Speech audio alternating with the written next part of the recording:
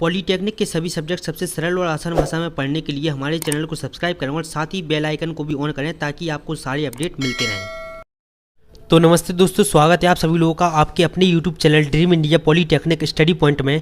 आज के video lecture में हम पढ़ेंगे मशीन सेकंड और आप देखिए आप सभी लोगों को सिलेबस के अकॉर्डिंग ही पढ़ाया जा रहा है। अगर आप लोग चाहें तो आप लोग चेक कर सकते हैं खुद से भी।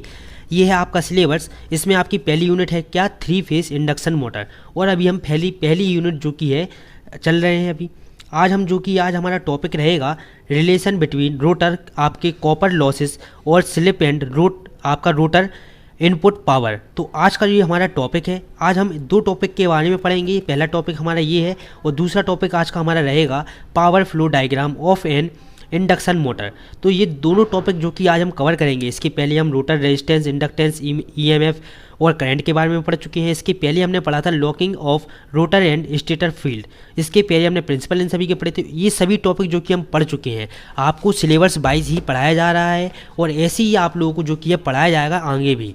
ठीक है, तो आप लोग बिल्कुल भी टेंशन ना ले, जो आपके सिलेबस में है वही आपको इंपॉर्टेंट चीज़ें पढ़ाई जा रही हैं। ठीक है, तो आज का हमारा टॉपिक क्या है, रिलेशनशिप बिटवीन आपके रोटर, आपके कॉपर लॉस और स्लिप एंड इनपुट पावर। तो देखिए इसमें सबसे पहले आप क्या करेंगे, इसमें हम लिखेंगे, ये आपकी समझने वाली चीज़ है। अगर आप इसको समझ जाते हैं तो बहुत ही आसान चीज़ है एकदम, जो कि आपको आसान तरीके से समझ में आ जाएगी। देखिए इसमें हम लिखेंगे माना टी डी बराबर आपका क्या है, उत्पन्न टॉर्क। जो आपका टॉर्क डेवलप हो रहा है वो इसको हम कहेंगे टी डी। एन आर बराबर आप लिखेंगे रोटर की गति। एन एस बराबर आप लिखेंगे साइक्रोनस स्पीड। और एस बराबर क्या है, स्लिप। एस बराबर क्या है आपका, स्लिप। इसके बाद हम इसमें आगे लिखेंगे power input to rotor PG हमने माना है। इसके बाद जब 3 फेज इंडक्शन मोटर को 3 फेज सप्लाई देती है तथा दी जाती है या फिर, ठीक है, तब स्टेटर में साइक्रोनस स्पीड जनरेट होती है तथा साइक्रोनस स्पीड से रोटर पर टॉर्क डेवलप या उत्पन्न होगा। तो टॉर्क लगने से रोटर घूमने लगेगा जिससे स्पीड एन आर होती है। क्या होती है, जिसकी स्पीड एन आर। जब आपका रोटर घूमने लगेगा तो उसकी स्पीड क्या हो जाएगी, एन आर हो जाएगी। अब इसके बाद हम इसमें आगे देखेंगे, देखिए इसमें आगे आप लिखेंगे कि पी जी बराबर आपका होता है क्या, आपका 2 pi N S T D. P G बराबर क्या होता है, 2 pi N S T D. और पी एम डी बराबर आपका होता है 2 pi N R T D. तो ये दोनों मान केवल आपको याद करना है बस, और कुछ भी इसमें याद नहीं करना है। इसमें हम लिखेंगे इस पावर से रोटर घूमने लगता है जिससे मैकेनिकल पावर जनरेट होती है। पी जी का मतलब यहाँ पर है, देखिए, इनपुट पावर। और पी एम डी का मतलब यहाँ पर है आउटपुट पावर रोटर के लिए। किसके लिए, रोटर के लिए। इसमें हम देखिए आगे, इसी में हम आगे जो कि सॉल्व करेंगे, इसमें सॉल्व करते हुए हम आगे लिखेंगे रोटर आपके copper loss. Rotor copper loss क्या है, रोटर कॉपर लॉस में हम लिखेंगे पीजी माइनस पीएमडी। अब इसके बाद जो हमारा पहले हमने समीकरण बनाया था, पीजी का मान रख देंगे हम और पीएमडी का मान रख देंगे। साधारण से आपको केवल इन दोनों का मान याद करना है, कुछ भी आपको याद नहीं करना है। पीजी का मान याद कर लीजिए आप लोग 2 pi N S T D और पीएमडी का मान याद कर लीजिए 2 pi N R T D. इसके बाद इन दोनों को जब हम सॉल्व करेंगे, मतलब कि सॉल्व करने का क्या है, इन दोनों में से हम कॉमन लेंगे। क्या लेंगे, 2 पाई टी डी यहाँ पर कॉमन है, 2 पाई टी डी यहाँ पर कॉमन है। बचा है आपका क्या है, N S minus N R. तो ये आपका जो कि है सॉल्व हो चुका है यहाँ पर। इसके बाद देखिए हम इसमें आगे जो कि है देखेंगे कि समीकरण 2 से 1 में भाग देने पर, समीकरण 2 में 1 से भाग देने पर क्या है, समीकरण 2 में 1 से भाग देने पर रोटर कॉपर लॉस आपका अपॉन रोटर इनपुट पावर। ठीक, और बराबर में हम क्या लिखेंगे, आपका 2 पाई टी डी और आपका N S minus N R. और नीचे लिखेंगे हम समीकरण कौन सा, पहला वाला, जो हमने पहला समीकरण माना था। देखिए आप लोग यहाँ पर देख सकते हैं, ये हमने समीकरण पहला माना था। ये वाला हम मान जो कि है पीजी का यहाँ पर नीचे रख देंगे इसमें। ठीक, इसके बाद आप जैसे ही मान रख देते हो आप देख सकते हैं 2 पाई से 2 पाई कैंसिल, टी डी से टी डी कैंसिल, बचा क्या आपका N S minus N R upon N S बराबर एस। ठीक, बराबर क्या होगा, एस होगा। इसके बाद देखिए आप यहाँ पर देख सकते हैं, यहाँ पर देखिए आपके क्या लिखा है, rotor copper loss upon rotor input loss बराबर एस अपॉन 1 बचेगा आपका। ये एन एस अपॉन 1 को आप सॉल्व कर देंगे, इसको यहाँ पर ले जाएंगे, इसका गुणा इसमें कराएंगे। ठीक है, अब रोटर कॉपर लॉस बराबर S into rotor input loss, ये आपका प्रूव हो गया। तो ये सिंपल सी जो कि थी 3 या 4 मिनट की जो कि है पूरी डेरिवेशन आपकी होती है और सिंपल तरीके से जो कि है सॉल्व हो जाती है। एक बार और हम आपको समझा देते हैं ताकि आपको कोई भी दिक्कत ना हो। Relation between rotor copper loss और स्लिप एंड इनपुट पावर के बारे में देखिए आप लोग क्या लिखेंगे। सबसे पहले हम मानेंगे टी डी बराबर उत्पन्न टॉर्क और एन आर बराबर रोटर की गति, एन एस है साइक्रोनस स्पीड और एस है आपकी स्लिप। पावर इनपुट टॉर्क आपका टू रोटर है आपका पीजी, इसको हमने क्या माना, पीजी माना है। जब हम 3 फेस इंडक्शन मोटर में 3 फेस की सप्लाई देते हैं तब स्टेटर में साइक्रोनस स्पीड जनरेट होती है तथा साइक्रोनस स्पीड से रोटर पर टॉर्क डेवलप या उत्पन्न होगा, जिस टॉर्क के लगने से रोटर घूमने लगता है। क्या करने लगता है, घूमने लगता है, जिसकी स्पीड होती है एन आर होती है। क्या होती है, रोटर के घूमने की स्पीड होती है एन आर। और हम पीजी बराबर मानेंगे 2 pi N S T D. केवल ये 2 मान आपको याद करना है, पीजी के और पीएमडी के। पीजी का मान होगा पी पाई आपका 2 pi N S T D और पीएमडी का मान होगा 2 pi N R T D. इसको हम मानेंगे समीकरण 1। इसके बाद हम क्या करेंगे, इसके बाद देखिए हमारा इसमें अगला स्टेप रहेगा कि रोटर कॉपर लॉस बराबर हमको लिखना है पीजी माइनस पीएमडी। इसके बाद हम पीजी का मान रख देंगे, पीएमडी का मान रख देंगे वहाँ पीछे से, ठीक है। इसके बाद इनमें हम क्या लेंगे, कॉमन लेंगे, 2 पाई टी डी इसमें कॉमन है, बचेगा आपका N S minus N are.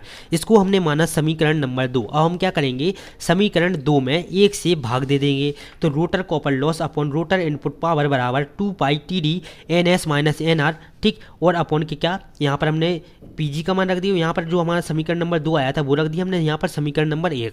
इसके बाद 2 पाई से 2 पाई कैंसिल, टी डी से टी डी कैंसिल, बचा आपका क्या, N S minus N R upon N S. अब आपका जी जब आप इसको सॉल्व करेंगे तो ये हो जाएगा आपका एस। अब आपका rotor copper loss upon rotor input loss बराबर आपका हो जाएगा एस अपॉन 1। जब इसका हम गुणा करा देंगे तो इसके बाद आपका आंसर आएगा रोटर कॉपर लॉस बराबर S into rotor input loss. तो ये आपका जो कि प्रूफ हो चुका है। इसके बाद हमारा अगला टॉपिक आता है जिसका नाम है power flow diagram of N induction motor. Power flow diagram of N induction motor, इसमें सबसे पहले तो आपको ये डायग्राम बनाना होगा। तो इस डायग्राम को आपको जो कि है बार बार बनाकर जो कि इसकी प्रैक्टिस कर लेनी है अच्छे से, ठीक है। इस डायग्राम की फ़ोटो जो ज़्यादा की है जो कि हम टेलीग्राम पर आपको सेंड कर देंगे, ठीक है, परेशान बिल्कुल भी ना हो। इस डायग्राम की हम आपको फ़ोटो टेलीग्राम पर सेंड कर देंगे, ठीक है। इस डायग्राम को हम सबसे पहले बनाएंगे। देखिए ये है आपकी पिन, ठीक, ये है स्टेटर, ये है रोटर और ये है लोड। इसमें आपसे जो कि है सप्लाई है, इसमें जुड़े हुए हैं आपके स्टेटर लॉसेस और I square R losses for core loss. ये आपका लिखा हुआ है आपका रोटर कॉपर लॉस और यहाँ पर लिखा हुआ है फ्रिक्शन लॉस और वाइंडेज लॉस और आपका स्ट्रे लॉस, ठीक। इसके बाद देखिए यहाँ पर आपका है टोटल आपका मैकेनिकल पिन पावर डेवलप, यहाँ पर आपका है stator output air gap power और यहाँ पर है आपका net electrical input stator input, ठीक है। इसी में हम आगे लिखेंगे इन सभी के बारे में जो कि हमको डायग्राम के बारे में समझा देना है और थोड़ी सी सॉल्यूशन जो कि इसका करना है। इंडक्शन मोटर एक इलेक्ट्रिकल पावर को मैकेनिकल पावर में कन्वर्ट करती है या परिवर्तित करती है, चेंज करती है। सभी लोगों को पता है कि एक इंडक्शन मोटर इलेक्ट्रिकल पावर को मैकेनिकल पावर में चेंज करती है। इस रूपांतरण में विभिन्न फेजों को प्रारंभिक इंडक्शन मोटर से आपका पावर फ्लो कहा जाता है। क्या कहा जाता है, आपकी जो विभिन्न फेजों को प्रारंभ इंडक्शन मोटर से जो पावर जा रहा है उसको क्या कहेंगे हम, पावर फ्लो कहा जाता है। इसके बाद आप इसमें आगे लिखेंगे कि स्टेटर को दी गई 3 फेज सप्लाई मोटर का कुल इलेक्ट्रिकल इनपुट है। जो हमने स्टेटर को 3 फेज सप्लाई दी है वो मोटर का इलेक्ट्रिकल इनपुट है, ठीक। इसे स्टेटर इनपुट भी कहा जाता है। इसके बाद अब तीसरे नंबर की बारी आती है total electrical input. Total electrical input क्या है, यदि मोटर का पावर फैक्टर cos फाई और VL/IL आपका सप्लाई वोल्टेज तथा ड्रॉ किए गए करंट की वैल्यू हो तो आपके मोटर की कुल इलेक्ट्रिकल सप्लाई बराबर आपका होगा पिन बराबर √3 VL/VI cos फाई, ठीक, जहां पिन कुल इलेक्ट्रिकल पावर स्टेटर है। और इसके बाद आप इसी में आगे थोड़ा और लिख देंगे कि पिन का एक हिस्सा आई स्क्वायर आर लॉसेस और कोल लॉसेस के रूप में लॉस हो जाता है, ठीक है, लॉस हो जाता है। इसके बाद दूसरे में आप लिखेंगे शेष पावर का हिस्सा रोटर में इनपुट के रूप में प्रवेश करता है जो स्टेटर का आउटपुट होता है। क्या होता है, जो स्टेटर का आउटपुट होता है, जिसे P2 से जो कि हम प्रदर्शित करते हैं। इसी के बाद आप इसमें जो कि है आगे थोड़ा और लिखेंगे कि रोटर अपने पूरे इनपुट को मैकेनिक में परिवर्तित करने में सक्षम नहीं होता है। क्या नहीं होता है, मैकेनिकल में परिवर्तित करने में सक्षम नहीं होता है, क्योंकि रोटर में लॉस होते हैं। रोटर में भी जो कि बहुत सारी हानियाँ आपकी होती हैं। P2 बराबर आप लिखेंगे पिन माइनस आपका स्टेटर लॉस, मतलब कि core plus copper, core minus जो कि है कॉपर, ठीक है, यहाँ पर माइनस लगा हुआ है। इसके बाद आप देखिए इसमें लिखेंगे कि रोटर में लॉस होने के बाद रोटर के इनपुट में मैकेनिकल पावर में चेंज कर दिया जाता है। मैकेनिकल पावर में चेंज करने के दौरान भी उसमें कई लॉस जो कि हैं होते हैं, जैसे घर्षण और आपका विंड्स लॉस, ठीक है, आदि।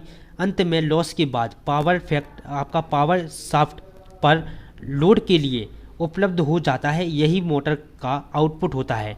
इसे सॉफ्ट पावर भी जो कि है शाफ्ट पावर भी कहते हैं, ठीक है। P आउटपुट बराबर आपका होता है PM minus mechanical loss. P output बराबर आपका क्या होगा, PM माइनस आपका मैकेनिकल लॉस। तो ये आपका जो कि है दोनों जो कि है आपकी सिद्ध हो चुके हैं। आपका पहला हमने टॉपिक था हमारा relation between rotor copper loss, slip and input power. इसके बाद दूसरा आपका था क्या, power flow diagram of N induction motor. तो देखिए इसमें जो कि है समझ आने वाली चीज़ ज़्यादा कुछ है नहीं, ठीक। आपको इसमें याद जो कि है थोड़ा बहुत करना ही होगा। तो आप लोग जो कि है थोड़ा बहुत पढ़ते हुए भी चलें, और एक दो बार जो आपको इसको जो कि है सॉल्व करेंगे तो आसानी से आपको जो कि है ये याद हो जाएगा। तो चलिए अब मिलते हैं अगले वीडियो लेक्चर में। वीडियो को ज़्यादा से ज़्यादा शेयर करें अपने सभी दोस्तों के साथ। नमस्ते।